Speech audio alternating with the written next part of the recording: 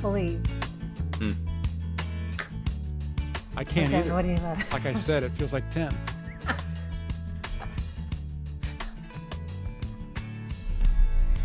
What questions do you have? Yeah, so I think we should answer the question of we had a listener that wanted to know how we all became friends and how we came to know one another.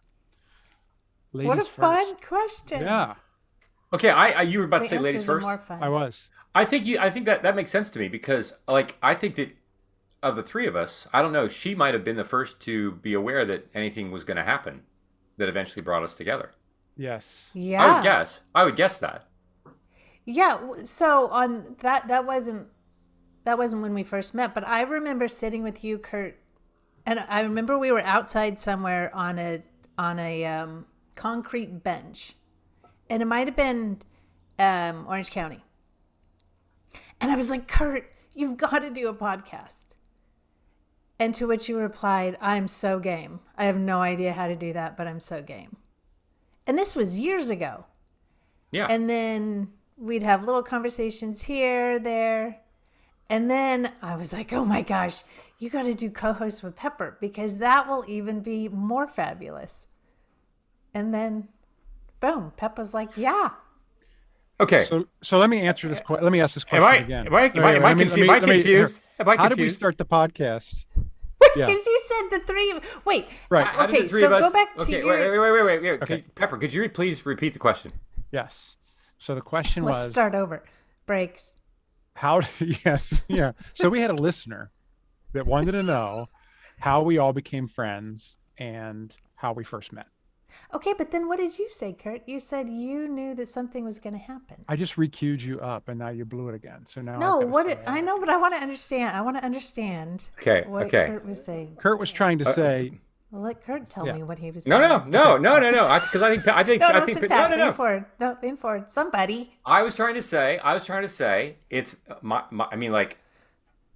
we first met because of Nicole Johnson, Right? and you were working for her. Yeah. And so I assumed that of the three of us, if there was this thing going to called Seasons Weekend was going to happen, you would be the first to know about that. Of the three of us. Yes. It might. So at that might point, have been Amy and I had already met. So So yeah. I'm going to go ahead. first since I'm the Yeah. lady. Wait, I just want to clarify. Amy, are we clear about the question? Now I am. Now I'm clear okay, on the okay, I'm just question checking. and on the... This And could we're be clear. more of a disaster. So my friend, co-creator, Hey, and who's boss, directing? I just want to know who's directing Me. the show. Yeah. Pepper is Apparently. Well, I don't know because we're just. So Go ahead. my friend, co-creator, and boss, Nicole Johnson. So I started working with her in 2001. And I lived in Northern Cal, moved to Southern Cal, stayed at her place for a while until I got my own apartment. And she and Pepper were already working together. Pep was her director. And so I'm at Nicole's. So this is how I met Pepper. So I'm at Nicole's and I had just moved in. I think I had moved in 24 hours before that. And she lived in an apartment, and Nicole said, would you just go downstairs and get Pepper? And so I'm like, we're going to work all day. We're working at home. So I'm like in my sweats and, got my hair pulled up in a banana clip. And I go down in the elevator into the lobby, and there stands... Who stands there, Kurt? The most beautiful man in the world. The most beautiful man in the world. That's right. And I'm like, I know it. Nicole Johnson, you Yeah. could have just said like, hey, you might want to brush your hair. I mean, just... So that was my first introduction to Pep. And that's 20-something years ago. 20-something years ago, yeah. Long time. Wow. Yeah. And then, So- what happened next? Well, okay, so... Wait, go ahead, Kurt. Next thing I know, Uh-huh. I write the first book, Anatomy of the Soul, and my agent, Leslie Reed, was working with Women of Faith that Nicole was working Right. with. Uh-huh. And through Leslie, I met Nicole. Nicole got a copy of the book. Yep. We had a chance to talk, and she was talking about wanting she wanted to have a conversation about Right. the possibility of doing something like a spiritual formation weekend that would not be as large as Women of Faith, something a little more intimate. And so it's December of 2010 when the book came out, December 2010. And I'm in California for a conference. I'm in Southern California, and I just happened to, I let her know. She said, "Hey, why don't we have invite some guests over to the house, have you come and talk about the book?" Right. And so I come over, I had this, and apparently Pepper was there, but I don't remember meeting him. In that evening. There were maybe 5 people there. And oh my gosh. He doesn't remember. That's hilarious. I don't remember Pepper being there either. Yes, that's I so was there. sad. Were you there? Okay, so that's when I first met you, Kurt, and I was there, but I had volunteered, or maybe no, you don't remember meeting either one of us. Wow. Oh, I was so nervous. So I've never been invited to somebody's house to talk about my book. I felt like I was 14 in a room full of adults. well, You were I the had only adult in the volunteered. room. Then you found out. Yeah, there are 5 of us. I had volunteered to take somebody who had to leave early, and it wasn't Pepper, to the airport. And there was a lot going on in the background because Nicole has 2 kids. And so I had volunteered for a number of things, and I'm like, shoot, I was so bummed to have to leave. So I met you for a hot second. And Well, then I just want to say I was really bummed that you left too. Yeah. So that's Was that kind a of how bold sure- face I'm lie sure I or would- a I mean, hard I'm- face lie? I'm sure I would have been bummed that Pepper would have had to left if I would have known that he was there. Yes, if you knew Yes. either one of us was there. Yeah. Literally, there were maybe 7 people in the room. Yeah, Amy and I were 2 of them. He doesn't remember either of us. right. Okay, Tell you all you need to know right there. So Okay. the better question is, when does Kurt remember meeting us? Yeah. So it would have been April of now my years are getting mixed up. I don't know if it was April of 2011 or April of 2012. So Nicole and I are in this conversation, and she may have been in conversation with you guys when we had our first kind of gathering at that hotel in Southern California when we all came together to have it's a weekend of talking. We're processing this, and was that the weekend that I found myself leaning up against when I couldn't get down the hallway? I think. Yeah. No. So my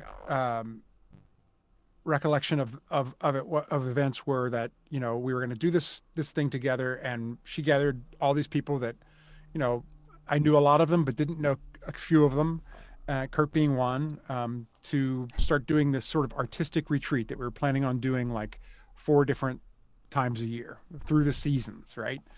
And somehow Kurt and I ended up walking to a meeting alone down this long hallway. I couldn't even tell you what exactly spurred it off, but we just got so slap happy, silly, laughing so hard that we couldn't make it down the hall. At the end of the hall was the meeting we had to get to, and Kurt's falling down the wall. He's laughing so hard. We had just met, and yeah. Oh my gosh. Yeah. That was a long time ago. And then so that was kind of okay, so we met, and then we would gather 4 times a year and have these very sort of we're breaking bread together, we're sharing together, and sort of intense, and we're guiding a group of people through various exercises and things for the weekend. And this team of people, the team that was putting on the weekends, got very close with one another over time. And I know that for Kurt and I, we just kind of took the chance to be more vulnerable with each other, as far as the people that I hadn't known in the group. And so the relationship just grew very quickly. And then we'd be in connection with each other between these weekends, and then just the longing to see each other again would get more and more intense just because we just cared about each other so much. And Amy and I had a long history, like she said, like 20 years where, Yeah.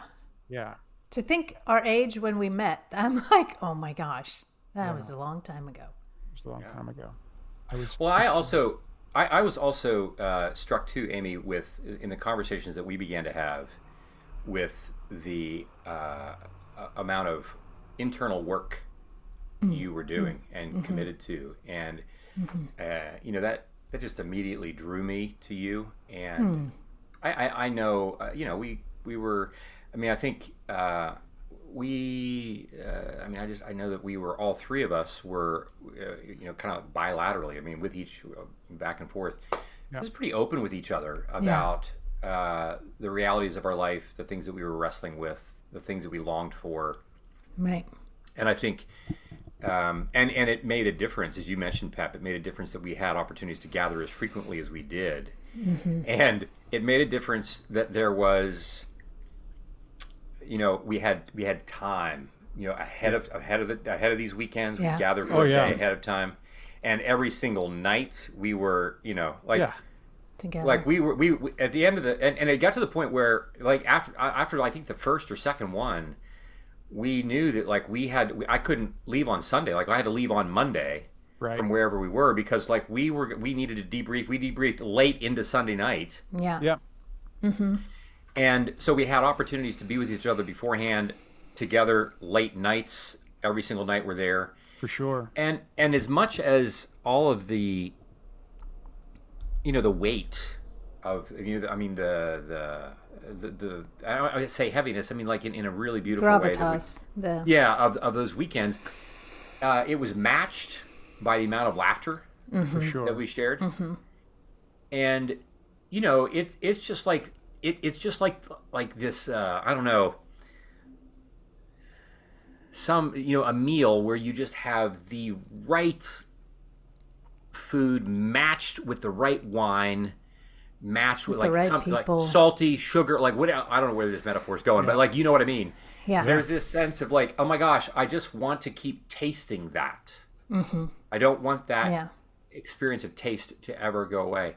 And then so after that stopped, I mean, even while we were doing that, even in the middle of this, like, I think it was Amy who said, like, you should do a podcast, and I'm like, I think you're out of your mind.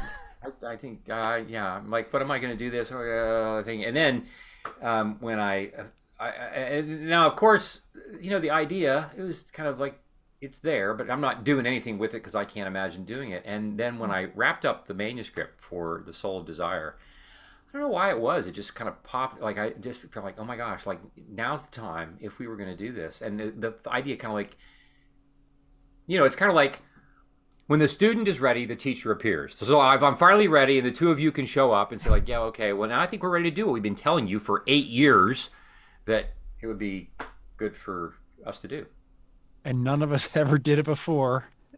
So why not do it? No, So let's just jump in.